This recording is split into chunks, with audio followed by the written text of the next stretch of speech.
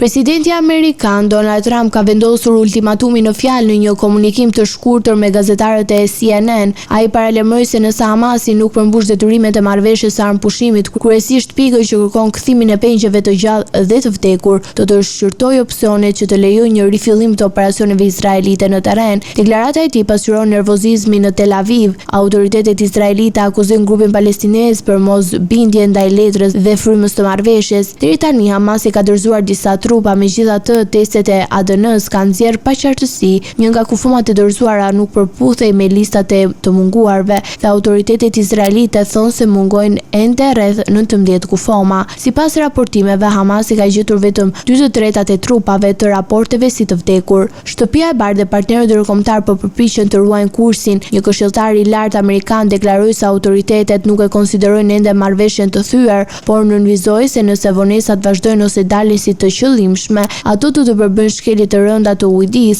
Gazetat izraelite dhe analistë paralajmërojnë për pasojat. Vendosja e kufizimeve të ndihmës humanitare vonesa me kalimin e Rafahut dhe në rast për përshkazimin e rifillimit ushtarak. Një alternativë praktike që po diskuton brenda radhave amerikane është edhe incentivimi i civilëve në Gaza për të ndihmuar në lokalizimin e trupave, ide që përfshin kompensime financiare për informacion të vlefshëm. Kjo nismë synon të përshpejtojë zbulimin e kufomave në zonat e shkatruara dhe t'u jap familjeve një përgjigje më të shpejtë. Pika e 4 e planit 20 pikësh u prezantua nga Trump ishte e qartë. Brenda 72 orësh nga pranimi publik i marrëveshjes nga ana e Izraelit, duhet të ktheshin të gjitha pengjet të gjallë dhe të vdekur. Lirimi i 20 pengjeve të gjallë u konsiderua nga Washingtoni si një sukses i rëndësishëm humanitar, por zbatimi i detyrimeve të tjera përfshin kuptimin e plotë të mbetjeve mortore dhe mekanizmat e verifikimit, mbeten pika thelbësore dhe të paqarta. Në sfond qëndron dhe paralajmërimi i ashpër i Trump ndaj Hamasit. Ai ka deklaruar më parë se nëse grupi